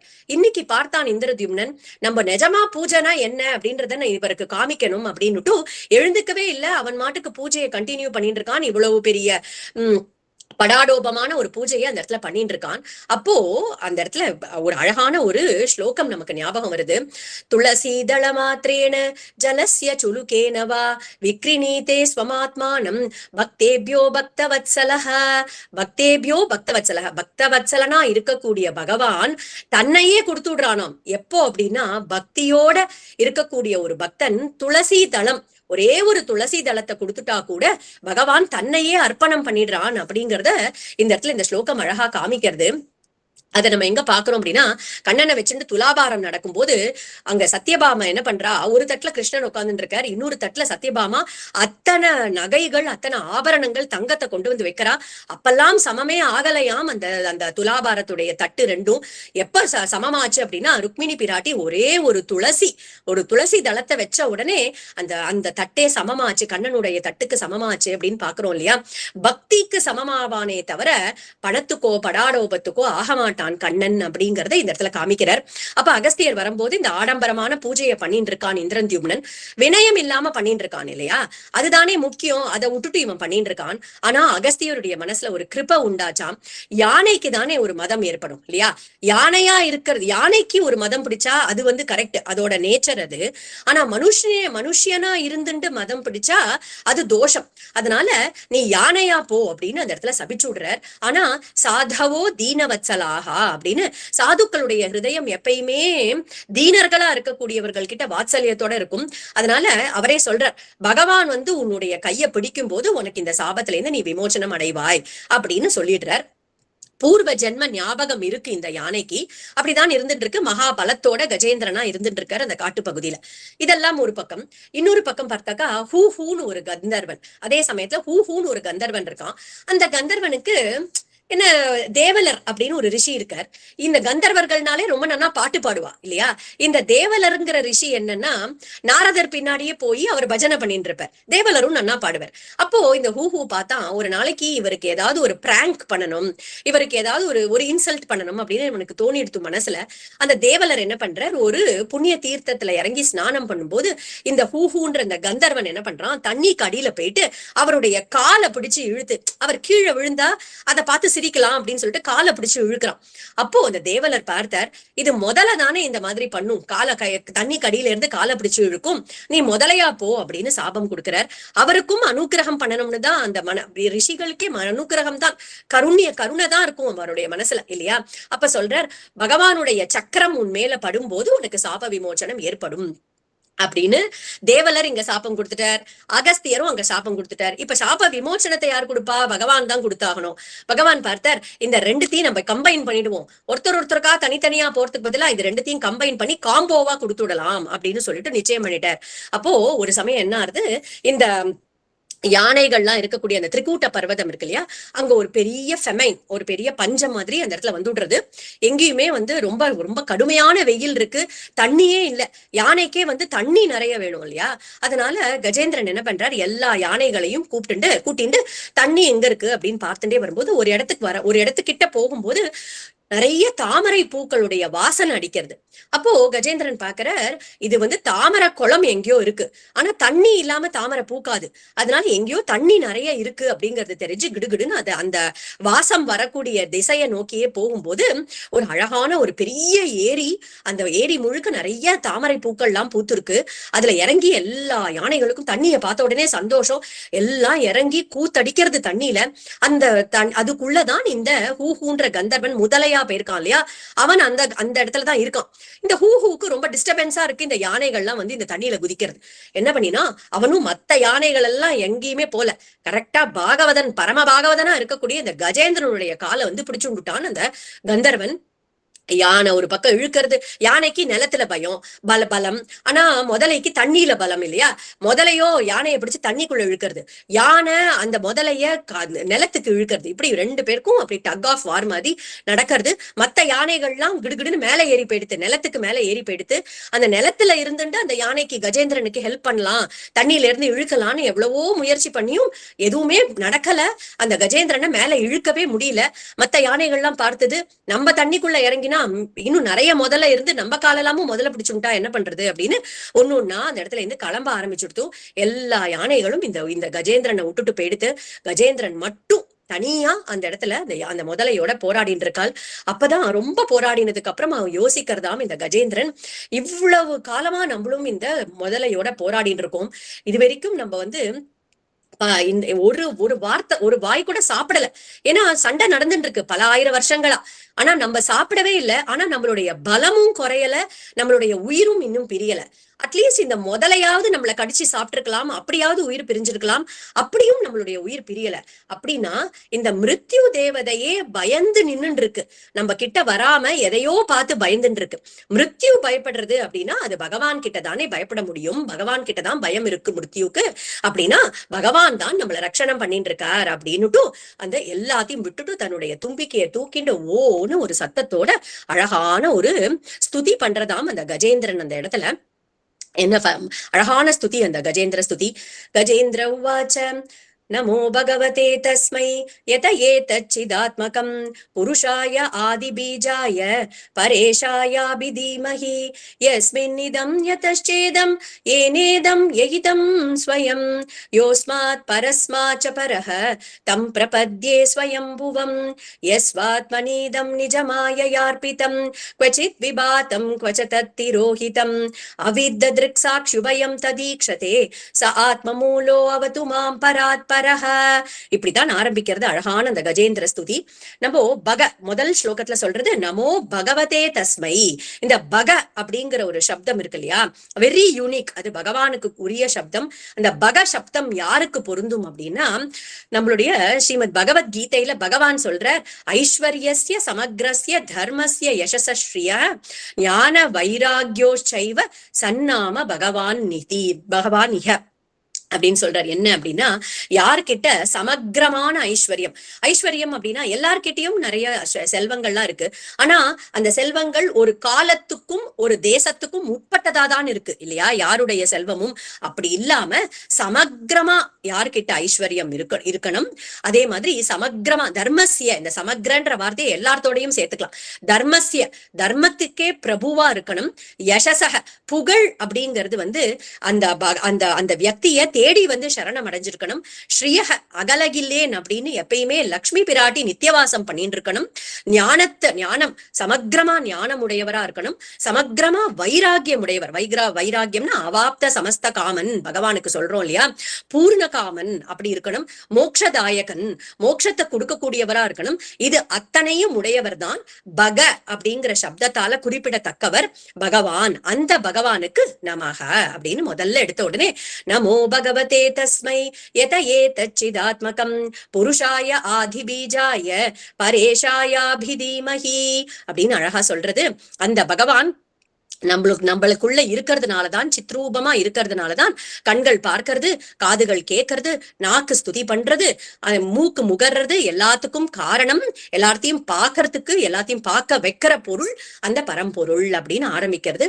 யஸ்மின்னிதம் யதச்சேதம் ஏனேதம் எய்தம் ஸ்வயம் யோஸ்மாத் பரஸ்மாச்ச பரஹ தம் பிரபத்யே ஸ்வயம்புவம். அழகா இந்த லோகம் எப்படி, இந்த லோகம் எப்படி தெரியறதோ, தெரியறதுக்கு யார் காரணமோ ஆதார வஸ்துவோ அதுதான் பகவான். ஏனேதம் ய இதம், எதனிடத்திலிருந்து எதனால் இந்த ஜகத்து உற்பத்தி ஆச்சோ. இதை எப்படி புரிஞ்சுக்கலாம் அப்படின்னாக்கா, ரெண்டு காரணங்கள் வேணும். எந்த ஒரு பொருள் பண்றதுக்கும் ரெண்டு காரணம் வேணும் இல்லையா. இப்போ ஒரு மண் பானை அப்படின்னு எடுத்துட்டோம்னா முதல்ல அதுக்கு ரா மெட்டீரியலா இருக்கக்கூடிய மண்ணு அப்படிங்கிறது வேணும். அந்த மண்ணை தான் நம்ம சம்ஸ்கிருதத்துல உபாதான காரணம் அப்படின்னு சொல்றோம். ஆனா மண் இருந்துடுத்து அப்படின்னா அதுவே தானா பானை ஆயிக்க முடியாது இல்லையா. நமக்கு பானைன்னு ஒருத்தர் பண்றதுக்கு ஒரு பானை பண்றவர் வேணும் இல்லையா, பாட்டர் வேணும், குயவன் வேணும். அவர் தான் நிமித்த காரணம் அப்படின்னு சொல்றோம், கர்த்தா அப்படின்னு சொல்றோம் இல்லையா, அதுதான் நிமித்த காரணம். இந்த உபாதான காரணம்ன்றது திரவியம். சோ இந்த உலகத்து அது எதுவா இருந்தாலும், தங்கம், இப்ப வந்து ஒரு வளையல் இருக்கு அப்படின்னாக்கா அதுக்கு ஆதாரம் தங்கம். அந்த தங்கத்தை பண்றதுக்கு ஒரு பொற்கொல்லன் வேணும். இந்த மாதிரி எதுக்கா இருந்தாலும் உபாதான காரணம் ஒண்ணு வேணும், நிமித்த காரணம் ஒண்ணு வேணும். ஆனா இந்த பிரம்மமே இந்த பிரபஞ்சத்துக்கு நிமித்த காரணமாகவும் இருக்கு, உபாதான காரணமாகவும் இருக்கு. அப்பேற்பட்ட பகவான் கிட்ட நான் பிரபத்தி பண்றேன் அப்படின்னு சொல்றதாம் 2வது ஸ்லோகத்துல. यस्वात्मनीदं निजमाययार्पितं क्वचित् विभातं क्वच तत्तिरोहितं अविद्दृक्साक्षुभयं तदीक्षते स ஆத்மமூலோ அவது மாம் பராத் பரஹ. நமக்கு எல்லா சுக துக்கங்கள் துவந்துவங்கள் சாட்சி உபயம் அபித்தத்ருக் சாட்சியுபயம் ததீக்ஷதே. உபயம் அப்படின்னாலே துவந்துவங்கள்னு சொல்றோம் இல்லையா, சுகம் துக்கம் லாபம் நஷ்டம் மானம் அவமானம் இதெல்லாம் சொல்றோம் இல்லையா, எல்லாத்துக்கும் சாட்சி உபயம் சாட்சியாக மட்டும் பார்த்துண்டு இருக்கக்கூடிய அந்த பரவஸ்துவ நமஸ்காரம் பண்றேன் அப்படின்னு சொல்றது. காலேன பஞ்சத்வமிதேஷு கிருத்ஸ்னஷோ லோகேஷு பாலேஷு ச சர்வஹேதுஷு தமஸ்ததாசீத் கஹனம் கபீரம் யஸ்தஸ்ய பாரே அபிவிராஜதே விபுஹு அப்படின்னு அந்த ஸ்லோகம் தொடர்ந்து பெயின்றிருக்கு. ரொம்ப அழகான ஒரு ஸ்துதி. அப்போ ஒரு ஸ்லோகம் வருது, எல்லாத்துக்கும் காரணம் சர்வத்துக்கும் காரணமா இருக்கக்கூடிய ஆதி காரணனா இருக்கக்கூடிய ஒரு அந்த காரண புருஷனுக்கு நமஸ்காரம். நமோ நமஸ்தே அகில காரணாய நிஷ்காரணாய அத்புத காரணாய சர்வாகமாம்னாய மகார்ணவாய நமோ அபவர்காய பராயணாய. எல்லாத்துக்கும் காரணமான ஒரு வஸ்து, அதுக்கு காரணம்னு ஒண்ணு கிடையாது, அப்படிப்பட்ட வஸ்துக்கு நமஸ்காரம். குணாரணி சின்ன சிதூஷ்மபாய தத்ஷோப விஸ்பூர்ஜித மானசாய நைஷ்கர்மிய பாவேன விவர்ஜிதாகம ஸ்வயம் பிரகாஷாய நமஸ்கரோமி. சரிப்பா, அவ்வளவு பரம்பொருள் புரியறது, இதான் பரம்பொருளுடைய லட்சணங்கள்னு. ஆனா அந்த பரம்பொருள் எங்க இருக்கு அப்படின்னா ஒருவருத்தருடைய ஹிருதயத்திலையும் அந்தர்யாமியா இருக்கக்கூடியது அந்த பரம்பொருள் தான். யோகேஸ்வரர்களா இருக்கக்கூடியவர்கள் யமம் நியமம் போன்ற அஷ்டாங்க யோக இருக்கு இல்லையா, அந்த யோக பலத்தால அந்த பரம்பொருளை பார்த்துடுறார்கள். நம்ம எல்லாருக்குமே அந்த காமம் குரோதம் பயம் மோகம் இதெல்லாம் தான் மறைச்சுட்டு இருக்கு அந்த பரமாத்ம வஸ்துவ. ஆனா யோகேஸ்வரர்கள் யோக புருஷர்கள் அந்த அழுக்குகளை நீக்கி அங்க இருக்கக்கூடிய பகவானை அவர்கள் பார்க்கிறார்கள். சரி, யோகேஸ்வரர்கள்லாம் பாக்குறது இருக்கட்டும், நம்மள மாதிரி இருக்கக்கூடிய சாதாரண ஆளுக்கு என்ன கதி அப்படின்னா அடுத்த ஸ்லோகத்தை சொல்றது. மாத்ருக் பிரபன்ன பசுபாஷ விமோக்ஷனாய முக்தாய பூரி கருணாய நமோலயாய ஸ்வாம்சேன சர்வ தனுபிருன் மனசி பிரதீத பிரத்யக்திருஷே பகவதே பிருஹதே நமஸ்தே. அழகா சொல்றார் இந்த இடத்துல கஜேந்திரன். மாத்ருக் பிரபன்ன பசுபாஷ விமோக்ஷனாய. ஒரு கொட்டில்ல பார்த்தோம் அப்படின்னாக்கா ஒரு கண்ணுக்குட்டியை எடுத்து கட்டியிருப்பா இல்லையா, தண்ணி கட்டியிருப்பா, அந்த பசுமாட்டை தனியா கட்டி வச்சிருப்பா. இந்த கண்ணுக்குட்டி வெயிட் பண்ணிட்டே இருக்கும், எப்ப தன்னுடைய கைத்தை அவுத்து விடுவா, அம்மா கிட்ட ஓடி போய் பால் குடிக்கலாம் அப்படின்னு காத்துட்டு இருக்கும். அந்த மாதிரி ஜீவாத்மாக்களா இருக்கக்கூடிய நாங்கள்லாம் பந்தம் பாசம் அப்படிங்கிற பல பந்தத்தால பந்தப்பட்டிருக்கோம். நாங்கள்லாம் கர்மா அப்படிங்கறதால பந்தப்பட்டிருக்கோம். இந்த பந்தத்தை அவிழ்த்து விட்டு பகவான் கிட்ட கொண்டு போய் சேர்க்கறது ஒரு குருவாலதான் முடியும், குரு கிருபையாலதான் முடியும். நானோ இப்ப யானையா இருக்கேன், அந்த குரு ஸ்தானத்துல நீயே இருந்துண்டு உன்னுடைய கருணையால நீ என்ன கரையேத்தனம். ஏன்னா என்னுடைய முயற்சி நான் பண்ணி பார்த்துட்டேன், என்னுடைய முயற்சியால ஒன்னும் பண்ண முடியாது, என் முயற்சி ஏதும் இல்லைன்னு எனக்கு புரிஞ்சுடுத்து உன்னுடைய பூரி கருணாய உன்னுடைய கருணையால நீ என்ன காப்பாத்தனம் அப்படின்ற ஒரு அர்த்த புஷ்டியான ஒரு அழகான ஒரு ஸ்தோத்திரத்தை பண்றதாம் அந்த கஜேந்திரன். பண்ண உடனே பிரம்மாதி தேவர்களும் ஸ்தம்பிச்சு போய் இந்த ஸ்துதியை கேட்டு நிற்கிறார்கள். அவர்களுக்கெல்லாம் தெரியும் இந்த ஸ்துதி நம்மளை குறிச்சு சொன்னது கிடையாது அப்படின்னு. ஏன்னா காரண வஸ்துவா இருக்கணும், ஆனா அதுக்கு ஒரு காரணம் இல்லாம இருக்கணும். அப்படின்னாலே எந்த தேவதைகளும் வர முடியாது இல்லையா. அதுக்கு காரண வஸ்துவா, எல்லாத்துக்கும் காரண வஸ்துவா இருக்கிறது பரவஸ்து ஒண்ணுதான். அந்த பரவஸ்து வரணும் அப்படிங்கிறதுக்கோசரம் இந்த யானை அங்க தன்னுடைய தும்பிக்கையை தூக்கி ஆதி மூலமே அப்படின்னு கதறித்தான். இந்த குரல் வைகுண்டத்துல இருக்கக்கூடிய பகவான போய் அடைஞ்சது. உடனே கிளம்பினாராம் பகவான். அந்த இடத்துல ஏறி தன்னுடைய கருடாரூடனாக சந்தோமயேன கருடேன அப்படின்னு பகவான் சங்கு சக்கரதாரியா வேதஸ்வரூபனா இருக்கக்கூடிய கருடன் மேல ஏறி கிளம்புறார். அப்போ மகாலட்சுமி தாயார் கேட்கிறா, எங்கன்னா இத்தனை அவசரமா எங்கேயோ கிளம்பிட்டு இருக்கேளே அப்படின்னும் போது, கஜம் அப்படின்னாலே சம்ஸ்கிருதத்துல யானை அப்படின்னா கஜம் இல்லையா, அவருக்கு பேசுறதுக்கு கூட அங்க நாழி இல்லையாம். அந்த இடத்துல மகாலட்சுமியை பார்த்து க அப்படின்னர், ஜம்முன்னு கீழே இறங்கி குதிச்சுட்டாராம் கருடன் மேல. அந்த இடத்துல ஹரியா நிக்கிறார். அந்த இடத்துல உடனே அந்த சக்கராயுதத்தை பிரயோகம் பண்ணல, முதல்ல அந்த யானையும் அந்த முதலையையும் எடுத்து கரையில போட்டார் அந்த இடத்துல. அப்புறமா சக்கராயுதத்தை பிரயோகம் பண்ணி அந்த முதலைக்கு ஒரு நல்ல கதியை, அந்த கந்தர்வனுக்கு நல்ல கதியை கொடுத்து அவனுடைய லோகத்துக்கு அவன் அனுப்பி வச்சார். அடுத்தது கஜேந்திரன் தான் பறிச்சு வச்சுட்டு இருக்கக்கூடிய அந்த தாமரை புஷ்பத்தை அந்த பகவான் கிட்ட கொடுத்த உடனே பகவான் அதை அங்கீகாரம் பண்ணிட்டு அழகா அதை பகவானுடைய சரணத்துல சேர்த்துண்டாராம். இந்த பகவானுடைய இந்த இந்த அவதாரம் இருக்கு இல்லையா, அத ஹரி அவதாரம் அப்படின்னு சொல்றோம். ஹரி அப்படின்னாலே ஹரிர் ஹரதி பாப்பானி, நம்மளுடைய பாப்பங்களை எல்லாம் போக்கக்கூடியது இந்த ஹரிநாமம். அதனால யாரு இந்த ஹரி பகவானை நினைச்சுண்டு இந்த கஜேந்திரனையும் நினைச்சுண்டு கஜேந்திர ஸ்துதியை யாரெல்லாம் பாராயணம் பண்றாளோ, யாரு ஹரி ஹரி ஹரி ஹரி அப்படின்னு 7 தடவைகள் காலங்கார்த்தாலேயே சொல்லிண்டே எழுந்துக்கிறாளோ அவர்களுடைய பாப்பங்கள் எல்லாம் நீக்கப்படுறது, அவர்களுடைய பாப்பங்கள் நீக்கப்படுறது அப்படிங்கிறதுல துளி கூட சந்தேகமே இல்லை. பகவானே என்ன ஆச்சரியம்னா, இந்த கஜேந்திர ஸ்துதிக்கு என்ன பலன் அப்படிங்கிறத பலஸ்ருதிய பகவானே கொடுத்திருக்கார். யாரு விடியற் கார்த்தால எழுந்துண்டு ஹரியையும் கஜேந்திரனையும் இந்த கஜேந்திர ஸ்துதியையும் பாராயணம் பண்றாளோ அவர்களுடைய அந்திம காலத்துல ஞானத்தை கொடுக்கிறேன், ததாமி விமலாம் மதிம் அப்படின்னு பகவானே அழகா பலஸ்ருதி கொடுத்திருக்கக்கூடிய ஒரு சரித்திரம் இந்த கஜேந்திரனுடைய சரித்திரம். அதுக்கு அடுத்தது சாக்ஷுஷ மன்வந்திரம் அப்படிங்கிற மன்வந்திரத்துடைய கதை. அது மேல தொடருது. அதுலதான் கூர்மாவதாரம் பண்ணி வந்தார் பகவான். ஒரு சமயம் என்னது, இந்திரன் தன்னுடைய ஐராவதம்னு சொல்லக்கூடிய யானை மேல உட்கார்ந்துட்டு பவனி வந்துட்டு இருக்கான். அப்போ துர்வாசர் என்ன பண்றார், அந்த பக்கமா வரார். அவர் அப்பதான் ஸ்ரீவைகுண்டத்துல ஸ்ரீ மகாலட்சுமி தாயாருடைய தரிசனத்தை பெற்று அவள்கிட்டேந்தே பிரசாதமா ஒரு பூமாலைய வாங்கிட்டு வந்திருக்காரு துர்வாசர்.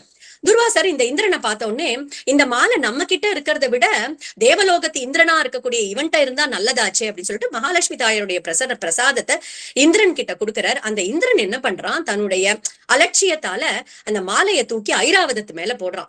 அந்த ஐராவதம் அந்த யானை என்ன பண்றது, அந்த மாலையை கீழே போட்டு மிதிச்சு விடுறது. துர்வாசருக்கு ரொம்ப கோபம் வந்து, அந்த க்ஷணமே உன்னுடைய தேஜஸ் எல்லாம் குறையட்டும், உன்னுடைய தேஜஸ் எல்லாம் குறைஞ்சு போகட்டும் அப்படின்னு சபிச்சு விடுறார்.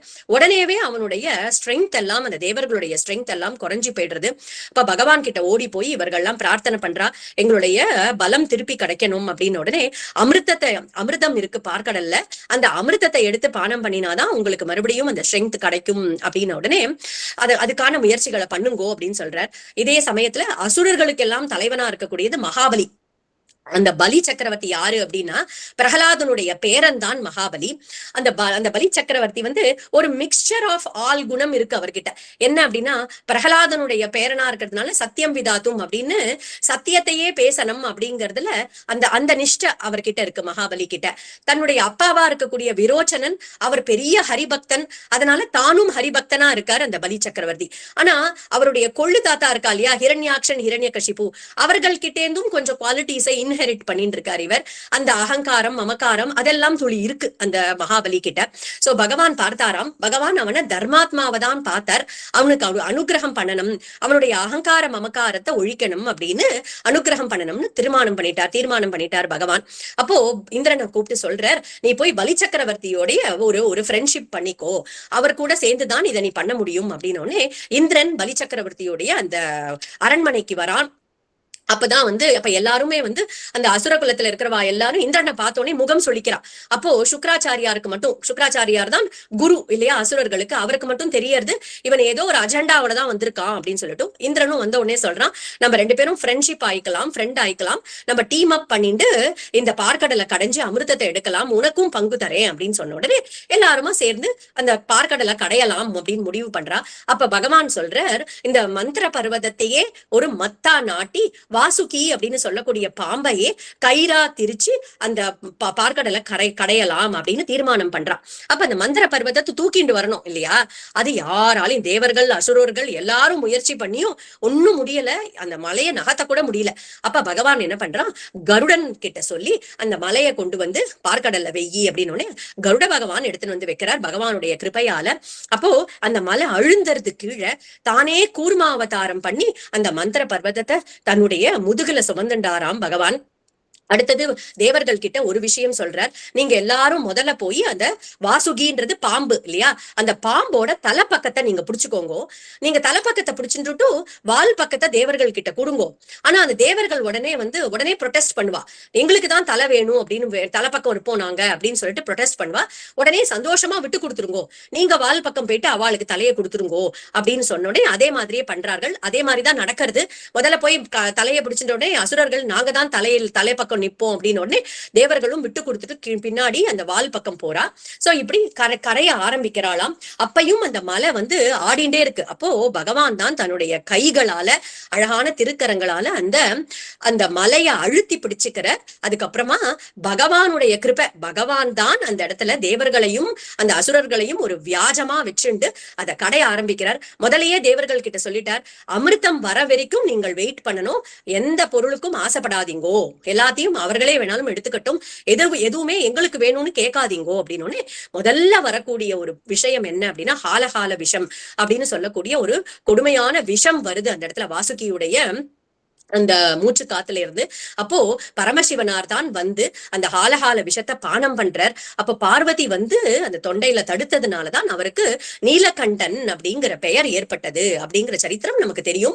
அந்த இடத்துல நீலம் ஆயிடுறது அவருடைய அந்த திருக்கழுத்தானது, அதுல இருந்து நீலகண்டன் அப்படிங்கிற பெயர் ஏற்படுறது. அதுக்கப்புறம் மறுபடியும் கடைய ஆரம்பிக்கிறா. முதல்ல உச்சை ஸ்ரவஸ் அப்படின்னு சொல்லக்கூடிய வெள்ள குதிரை ஒண்ணு வருது, அதை வந்து அசுரர்கள் எடுத்துடுறா. அடுத்தது ஐராவதம் வந்தோடனே தேவர்கள் கிட்ட கொடுத்துடுறா, அசுரர்களை நீங்க எடுத்துக்கோங்கோ, தேவர்களை பார்த்து நீங்க எடுத்துக்கோங்கன்னு சொல்றா. அது தேவர்கள் கிட்ட வருது. அடுத்தது வாருணின்னு சொல்லக்கூடிய மதுபானம், ஒரு விதமான ஒரு சுறாபானம், அது வந்தோடனே அது அசுரர்கள் எடுத்துக்கிறா. எட்டாவது அழகான ஒரு விஷயம் அதுல இருந்து வரதுதான் மகாலட்சுமி தாயார். இந்த மகாலட்சுமி தாயாருடைய ஆவிர்பாவம் ஏற்படக்கூடிய ஸ்லோகம் இருக்கு இல்லையா, அது 8வது ஸ்கந்தம் 8வது சாப்டர்ல 8வது ஸ்லோகத்துல இருக்கு. அவ்வளவு அழகா வந்திருக்கு அந்த இடத்துல ஒரு மகாலட்சுமி தாயார் சௌதாமினி வித்யுத் சௌதாமினியதா அப்படின்னு ஒரு அழகான ஸ்லோகம். அதுல மின்னல் வெட்டினா போல இருந்துதான் மகாலட்சுமியுடைய அந்த ஆவிர்பாவம். அவ அழகா ஒரு பூ மாலைய கையில வச்சுட்டு இருக்கா.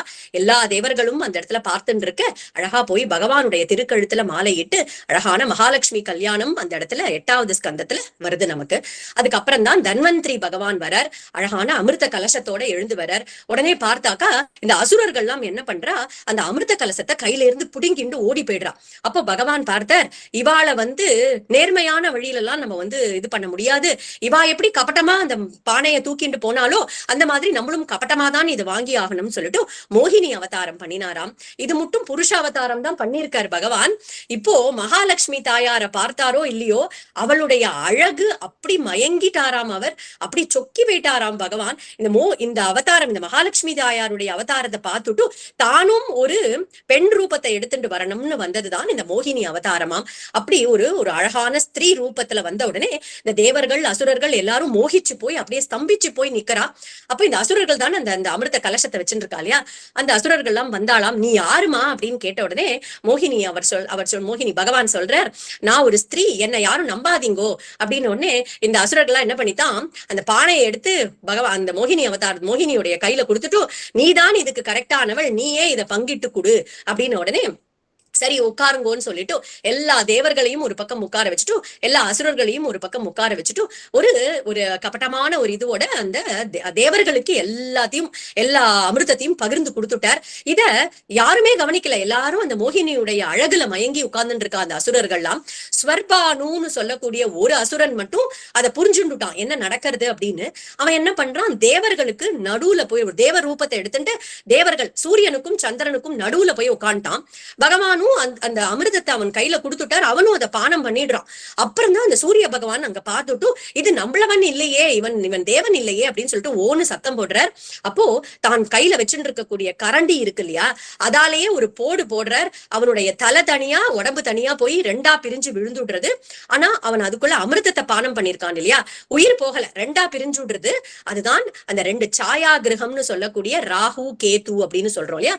சாயா கிரகங்கள் 2 ஆகிறான் அவன். இந்த சூரியனும் சந்திரனும் அந்த காட்டி கொடுத்ததுனாலதான் சூரிய கிரகணம் தனிக்கு சூரியனை பிடிச்சுக்கிறான், சந்திர கிரகண தனிக்கு சந்திரனை பிடிச்சுக்கிறான் அப்படின்னு சொல்றோம் இல்லையா. அதுதான் அதுக்கப்புறத்துல இருந்து நடக்கிறது. அப்போ மறுபடியும் சண்டை வருது, இந்த தேவர்களுக்கும் அசுரர்களுக்கும் சண்டை நடக்கிறது. இந்த மாதிரி எல்லா அமிர்தத்தையும் அவளே எடுத்துட்டாளேன்னு சொல்லிட்டு அப்போ அந்த தேவர்களுக்கு ஸ்ட்ரென்த் நிறைய இருக்கு, ஏன்னா அமிர்தத்தை பானம் பண்ணிருக்கிறதுனால பலியை நன்னா போட்டு அடிச்சு விடுறா. அப்ப பலிக்கு உயிர் போகக்கூடிய தருவாயில இருக்கும் போது அவர் இந்த அசுரர்களுடைய குரு இருக்கார் இல்லையா, சுக்ராச்சாரிய, அவர் தான் அந்த மிருத சஞ்சீவனி அப்படிங்கிற அந்த ஔஷதியை கொடுத்து அவனை ரட்சணம் பண்றார் அந்த அந்த பலி சக்கரவர்த்திய. அதுல இருந்து பலி சக்கரவர்த்திக்கு குருனா அப்படி ஒரு டிவோஷன், அவனுக்கு அந்த குரு பக்தி பன்மடங்கு ஆயிடுறது. ஏற்கனவே குரு பக்தன் தான், ஆனா அந்த குரு பக்தியானது பன்மடங்கு உயர்ந்துடுறது. அது மட்டும் இல்ல, அவனுக்கு வேதம், தர்மம், சத்தியம், சாதுக்கள் கிட்ட இருக்கக்கூடிய பக்தி எல்லாமே அதிகரிக்கிறது. அதுக்கப்புறமா இது வந்து பலி சக்கரவர்த்திக்கு நடந்துட்டு இருக்கு.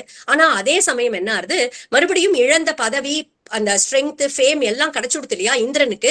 அவன் எல்லாத்தையும் மறந்துட்டான். வேதத்தை மறந்தாச்சு, தர்மத்தை மறந்தாச்சு, சத்தியத்தை விட்டாச்சு, சாதுக்களை விட்டாச்சு, எல்லாத்தையும் விட்டுட்டான். அதனால தேவர்களுடைய புண்ணியம் மறுபடியும் குறைய ஆரம்பிச்சுடுத்து. அப்ப சுக்கராச்சாரியார் என்ன பண்ற, பலிக்கு ஒரு அழகான ஒரு யாகத்தை சொல்லி கொடுக்கிறார். இந்த யாகத்தை 101 தடவை இந்த யாகத்தை பண்ணிட்டா இந்திர பதவி நமக்கு கிடைச்சிடும் அப்படின்னு சொன்ன உடனே, அப்போ பண்ணிட்டு இருக்கான். அந்த நிறைய தடவை இந்த யாகத்தை பண்ண உடனே ஒரு அழகான ஒரு சங்கு அந்த யாகசாலையிலேருந்து அவனுக்கு கிடைக்கிறது.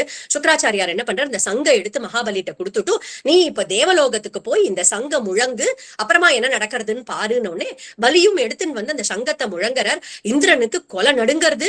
தன்னுடைய குருவா இருக்கக்கூடிய ப்ரஹஸ்பதி கிட்ட போய் இப்ப என்ன பண்றது, சொல்லுங்கோன்னு கேட்கும் போது ப்ரஹஸ்பதி சொல்றார், நீ ஒண்ணுமே பண்ண முடியாது. இப்போ நீ தர்மத்தை மறந்த, வேதத்தை மறந்த, சத்தியத்தை மறந்த, எல்லாத்தையும் மறந்துட்ட. அதனாலதான் உனக்கு இந்த கஷ்டகாலம் இப்ப வந்திருக்கு. நீ இப்ப இவன் எதிர நிக்க முடியாது. நீ கிளம்பி போயிடு உன்னுடைய பரிவாரங்களோட. உங்க அம்மா அதித்தி இதுக்கு ஒரு சொல்யூஷன் கண்டுபிடிப்பா இந்த ப்ராப்ளத்துக்கு அப்படின்னு சொல்லி அனுப்பிடுறார். இந்திரனும் தேவர்களும் ஓடி போய் எங்கேயோ ஒளிஞ்சின்னு இருக்கா. பலியும் வந்து இந்த இந்திர பதவியை எடுத்துட்டான். இந்த இந்திர பட்டணத்துல அவன் தான் இருந்துட்டு இருக்கான். 100 யாகங்கள் முடிச்சாச்சு, அஸ்வமேத யாகமும் பண்ணி முடிச்சாச்சு. நன்னா தர்மத்தின்படி இருந்துட்டு ஆட்சி பண்ணிட்டு இருக்கான். கஷ்யப்பர் அப்படின்ற ரிஷி இருக்கார் இல்லையா, அவருக்கு 2 மனைவிகள். அந்த கஷ்யப்பருக்கும் திதிக்கும் பிறந்தவாதான் அசுரர்கள்லாம், கஷ்யப்பருக்கும் அதிதிக்கும் பிறந்தவாதான் தேவர்கள்லாம். அப்போ அதிதி என்ன பண்றா, கஷ்யப்பர் கிட்ட போய் ரொம்ப புலம்புறா, என்னுடைய புள்ள இந்திரனுக்கு இப்படி இந்திர பட்டணம் இல்லாம போயிடுதே, பாவம் குழந்தை எங்கேயோ போய் ஒளிஞ்சுண்டு வாழ வேண்டிய நிலைமை வந்துடுதே, இதுக்கு ஏதாவது பண்ணுங்கோ அப்படின்னு சொன்ன உடனே அவர் சொல்றார், நீ பயோவிரதம் அப்படிங்கிற ஒரு விரதம் இருக்கு, அந்த விரதத்தை பண்ணு, பகவான் தான் இதுக்கு வழி காமிக்கணும் அப்படின்னு சொன்ன உடனே பகவானே உனக்கு வந்து அனுகிரகம் பண்ணுவார் அப்படின்னு உடனே அவளும் அந்த பயோவிரதத்தை பண்றா. பகவான் அங்க வந்து அவளுக்கு பிரத்யட்சமாகி, நானே உனக்கு பிள்ளையா வந்து பிறந்து இதை சரி பண்றேன் அப்படின்னு ஒரு வரத்தை கொடுக்கிறார். அங்க எத்தத்வபுபாத விபூஷணாயுத அவ்யக்த சித்யக்த மதார யத்ஹரிஹி பபூவ தேனைவ ச வாமனோ வட்டுஹு சம்பஷ்யதோர் திவ்ய கதிர்யதா நடஹ. அழகான ஸ்ரவண துவாதசி அபிஜித் முகூர்த்தம். பகவான் உபேந்திரனா வாமனனா அந்த இடத்துல அவதாரம் பண்றார். அப்போ பகவான் சங்க சக்கரதாரியா அவதாரம் பண்ணிருக்கார். உடனேவே வட்டு வாமனன், குட்டி அந்த பூனல் போடுறதுக்கு 5 வயசு பட்டு குட்டியா ஒரு குழந்தை இருக்கும் இல்லையா, அந்த மாதிரி ஒரு வட்டு வாமனன் ஆயிட்டாராம். உடனே உபநயனம் பண்றதுக்கான எல்லா ஏற்பாடுகளும் நடக்கிறது. சூரிய பகவானே வந்து காயத்ரி மந்திரத்தை உபதேசம் பண்ணி வைக்கிறார் அந்த குழந்தைக்கு. தேவகுருவா இருக்கக்கூடிய ப்ரஹஸ்பதி வந்து பூணூல கொடுத்தாராம். பூமாதேவி மான் தோலையும், அம்மாவா இருக்கக்கூடிய அதிதி மாதா கௌபீனத்தையும், பிரம்மாவே வந்து கமண்டலுவையும், அன்னபூர்ணேஸ்வரி சாட்சாத் அன்னபூர்ணேஸ்வரியா இருக்கக்கூடிய உமாவே வந்து முதல் பிக்ஷைய பண்ணி வைக்கிறாளாம். இப்போ அந்த குழந்தை வெளியில போய் தானம் வாங்கறதுக்கு ரெடி ஆறுது. வாமனனும் கிளம்பி பலி மகாராஜா அந்த அஸ்வமேதம் யாகம் பண்ணிட்டு இருக்கக்கூடிய யாகசாலைக்கு அந்த இடத்துல வந்து சேர்றார். இத்தம் சசிஷ்யேஷு பிருகவன்னை பிருகுஷ்வனேகதா விதர்க்கியமானோ பகவான் சவாமனஹ சத்ரம் சதண்டம் சஜலம் கமண்டலும் விவேஷ பிப்ரதயமேதவாட்டம். அந்த யஜ்ஞசாலைக்கு வரார். சுக மகரிஷி சொல்றார், வாமன பகவான் அங்க வரும்போது எப்படி வர்றாருன்னா, கையில சத்திரம் அப்படின்னு சொல்லக்கூடிய ஒரு அழகான குடை வச்சுட்டு இருக்கார். தண்டம் கையில ஒரு பலாச தண்டத்தை பிடிச்சுட்டு இருக்கார். சஜலம் கமண்டலும், அழகான ஜலத்தோ கமண்டலு, அதுக்குள்ள ஜலத்தோட இருக்கக்கூடிய கமண்டலு தானம் வாங்கறதுக்கு ரெடியா பலி சக்கரவர்த்தியோடைய யாகசாலைக்குள்ள வரும்போது அந்த நுழையும் போதே எல்லாரும் எழுந்துட்டாலாம். பிருகு மகரிஷிலேருந்து எல்லா மகரிஷிகளும் எழுந்து நிக்கிறாளாம் இந்த குழந்தையுடைய தேஜஸ பார்த்துட்டு. தத்பாத சௌச்சம் ஜன கல்மஷாபகம் சதர்ம வின்மூர்ஞ ததாத் சுமங்கலம் யத்தேவ தேவோ கிரிஷந்திர மௌலிஹி ததார மூர்தனா பரயாச்ச பக்தியாம். வாமனன் வந்திருக்கிறத பார்த்துட்டு பலி மகாராஜா ஓடி வந்து நமஸ்காரம் பண்ணி அவரை வரவேற்கிறாராம். அவருடைய பாதங்களை அழகான சுத்தமான ஜலத்தால தீர்த்தத்தால அவருடைய பாதங்களை அழகா அலம்பி விட்டுட்டு அந்த தண்ணி தீர்த்தம் இருக்கு இல்லையா, அந்த தீர்த்தத்தை எடுத்து தலையில புரோக்ஷனம் பண்ணிட்டு சொல்றாராம், இந்த ஜலமானது எல்லா லோகத்துல இருக்கக்கூடியவர்களையும் பரம பாவனம் ஆக்கக்கூடியதாச்சே, எல்லா விதமான சுமங்கலம் எல்லா விதமான மங்களத்தையும் தரக்கூடியது இந்த பாத தீர்த்தம் அப்படின்னு எடுத்து தன்னுடைய தலையில புரோக்ஷனம் பண்ணிட்டாராம். பண்ணிட்டு சொல்றார், என்னுடைய யாகத்துக்கு பலன் கிடைச்சுடுத்து, என்னுடைய யாகம் ஃபுல்ஃபில் ஆயிடுத்து. இந்த இடத்துல நீங்க என்ன கேட்டாலும் நான் அதை கொடுக்கிறேன். உங்களுக்கு என்ன வேணும்னு சொல்லுங்க. உங்களுக்கு பசுக்கள் வேணுமா, குதிரைகள் வேணுமா, யானைகள் வேணுமா, வீடு வேணுமா, இல்லைன்னா நீங்க பிரம்மச்சாரியா தெரியுறீர்கள், எனக்கு உங்களுக்கு கல்யாணம் பண்ணிக்கிறதுக்கு ஒரு அழகான மனைவி, ஒரு பிரைட் வேணுமா, என்ன வேணுமோ சொல்லுங்க, நான் நிறைவேற்றி வைக்கிறேன் அப்படின்னு சொல்றாராம். அப்போ வாமனர் சொல்ற, தஸ்மாத்வத்தோ மஹீமீஷத் பிரணேகம் வரத ரிஷபாத் பதானி த்ரீணி தைத்யேந்திர சம்மிதானி பதாமம, எனக்கு 3 அடி மண்ணுதான் வேணும் அப்படின்னு கேட்டாராம் வாமனர். அப்போ பலி சக்கரவர்த்தி சொல்றார், நான் தைத்தியேந்திரன். இதுதான் அந்த மமகாரம், அகங்காரம் அண்ட் மமகாரம் அப்படின்னு சொல்றோம் இல்லையா. நான் தைத்தியர்களுக்கெல்லாம் நான் இந்திரன், இங்க நான் ராஜாவா இருக்கேன். இந்த நாடு, இந்த பூமி முழுக்க எனக்கு சொந்தமானது. அப்படி இருக்கும் போது நீங்க இத்தினூண்டு 3 அடி நிலம் வேணும்னு கேட்கிறீங்களே, நீங்க குழந்தையா இருக்கிறதுனால உங்களுக்கு எப்படி கேட்கணும்ன்றது தெரியல போல இருக்கு. என்கிட்ட தானம் வாங்கக்கூடியவர்கள் வெளியில போய் யார்கிட்டயுமே தானம் கேட்க கூடாது, வேற ஏதாவது கேளுங்கோ அப்படின்னு உடனே வாமனர் சொல்றார், நீ தைத்தியேந்திரனா இருக்கலாம்ப்பா, நான் ஒரு பிராமணன், நான் கிடைச்சதை வச்சுட்டு சந்தோஷமா இருக்கணும், அதனால நான் கேட்டதை நீ கொடு, அதனால எனக்கு 3 அடி மண்ணு தான் வேணும், வேற எதுவும் வேண்டாம் அப்படின்னு உடனே பலியும் அதுக்கு கொடுக்கறதுக்கு சம்மதப்பட்டு கமண்டலத்துல இருந்து தண்ணி எடுத்த விட போகும்போதுதான் சுக்ராச்சாரியார் வந்து நிறுத்துறார். தடுத்து நிறுத்திட்டு, இது சாதாரண பிரம்மச்சாரி கிடையாது, ஸ்ரீயப்பதியான பகவான் சாட்சாத் ஸ்ரீமன் நாராயணனே வந்திருக்கான் அப்படின்னு சொன்ன உடனே பலி சக்கரவர்த்தி சொல்றார், குருநாதா, நீங்க தானே இந்த யாகம் ஆரம்பிக்கும் போது சொன்னேன் ஹரி பிரீத்திக்காக இந்த யாகத்தை பண்ணணும்னு. இப்ப சாட்சாத் ஹரியே நமக்கு நேர வந்து நின்னுட்டு தானம் கொடுன்னு கேட்கும் போது நான் எப்படி என்னுடைய வார்த்தையை மீற முடியும், நான் கொடுத்துதான் தீருவேன் அப்படின்னு சுக்ராச்சாரியார் அந்த சிஷ்யனுக்கு ஒரு சாபத்தை கொடுக்கிறார். இந்த உன்னுடைய ப்ராஸ்பெரிட்டி, உன்னுடைய இந்த செல்வ வளங்கள்லாம் இதோட நீங்க போறது அப்படின்னு ஒரு சாபத்தை கொடுக்கிறார், நீ என்னுடைய வார்த்தையை கேட்காததுனால அப்படின்னு சொல்றார். அப்போ 3 அடி மண் கொடுத்தேன் அப்படின்னு தன்னுடைய மனைவியா இருக்கக்கூடிய விந்தியாவளியோட சேர்ந்து அந்த வாமனனுக்கு அந்த நிலத்தை தானம் பண்ணின உடனே கிடுகிடுன்னு வளர்ந்தாராம். திரிவிக்ரமனா வளர்ந்து ஒரு அடியால பூலோகத்தையும் இன்னொரு அடியால சகல லோகங்களையும் வளர்ந்துட்டார். இப்ப 3வது அடி எங்க வைக்கிறது அப்படின்னு அந்த பகவான் பலி சக்கரவர்த்தியை கட்டிட்டு 3வது அடிக்கு எங்க வைக்கிறது அப்படின்னு கேட்கும் போது, எதுத்தம ஸ்லோக பவான் மமேரிதம் வச்சோ வியலீகம் சுரவரிய மன்யதே கரோம்யுருதம் தன்ன பவேத் பிரலம்பனம் பதம் திருத்தீயம் குரு சீர்ஷ்ணி மே நிஜம். ரொம்ப அழகான ஒரு ஸ்லோகம். என்ன சொல்றாருன்னா, சத்தியத்துல நிக்கிறதாகட்டும், தர்மாத்மாவாக இருக்கிறதாகட்டும், எல்லாமே உன்னுடைய கிருபையால நடக்கிறது. அப்படித்தான் இருக்கணும் இல்லையா. ஒரு பக்தன் எப்படி இருக்கணும்னா, இன்னைக்கு நம்ம ஒரு சத்தியத்தை பேசுறோம், இன்னைக்கு தர்மத்தின்படி நடக்கிறோம், இன்னைக்கு ஒரு கதை கேட்கிறோம், இன்னைக்கு ஒரு கதை சொல்றோம் அப்படின்னா அது பகவானுடைய கிருபைன்னு நினைச்சுண்டு அதுக்கு ஒரு நன்றி தெரிவிக்கணும் இல்லையா. அதைத்தான் நீங்க பலி சக்கரவர்த்தி பண்றார். நான் தர்மாத்மாவாக இருக்கிறதாகட்டும், சத்தியசந்தனா இருக்கிறதாகட்டும், எல்லாமே உங்களுடைய கருணை கிருபையால நடக்கிறது. இப்ப என்னுடைய வார்த்தையை சத்தியமாக்குங்கோ, உங்களுடைய 3வது அடிய என்னுடைய தலைமையில வச்சு என்ன நீங்க அங்கீகாரம் பண்ணிக்கணும், என்ன எடுத்துக்கோங்கோ அப்படின்னு சொல்லும் போது அது பிரகலாதன் அந்த இடத்துல வர்றார். பிரகலாதன் தான் தாத்தா இல்லையா.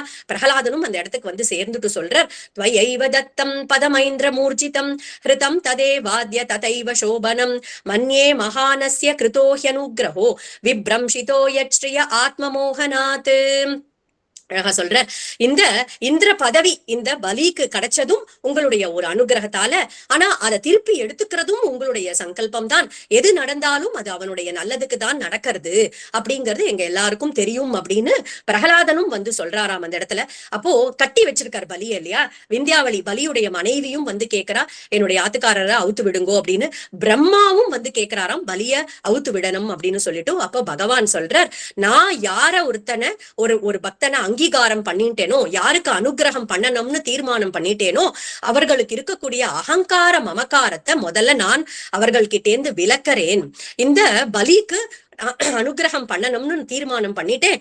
அதனால அவனுடைய ஈகோ, பிரைட் அப்படின்னு இருக்கு இல்லையா, அகங்காரம் மமகாரம், அதை எடுக்கணுங்கிறதுக்காகத்தான் அவனுடைய இந்திர பதவியையும் அவனுடைய செல்வங்களையும் நான் எடுத்துட்டேன். இப்போ இதுவும் என்னுடைய அனுகிரகம் தான் அவனுக்கு.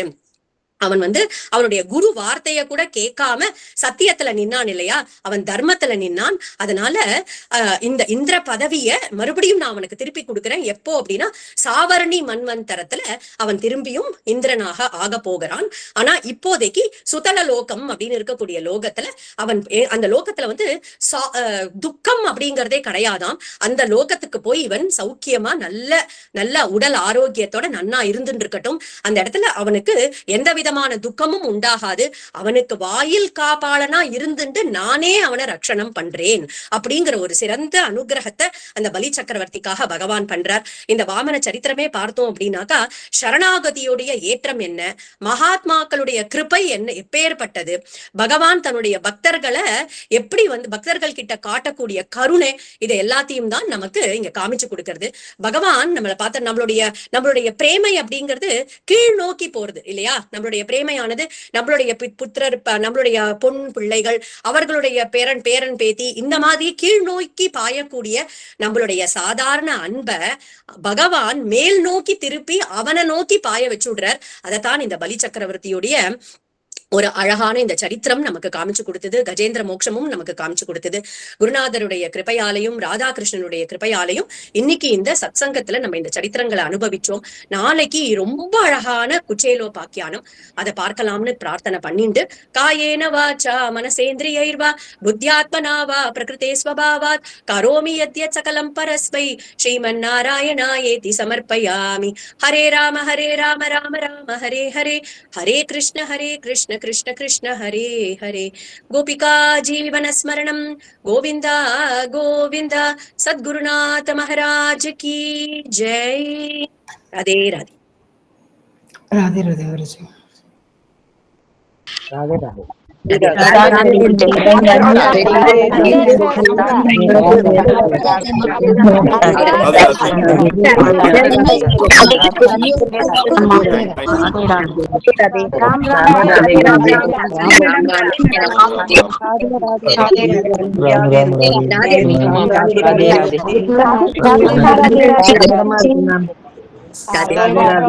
ராதே ராதே குருஜி. பாக்கியம் குருஜி. பாக்கியம் பண்ணிருக்கோம் நாங்கெல்லாம்.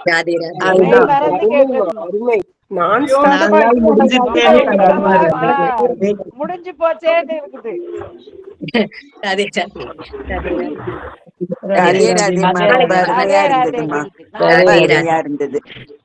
Thank you ji.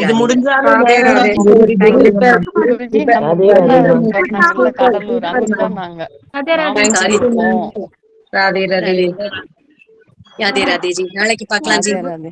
Radhe Radhe. Okay okay. Radhe Radhe माता जी. राधे राधे गुरुजी. Thank you. राधे राधे.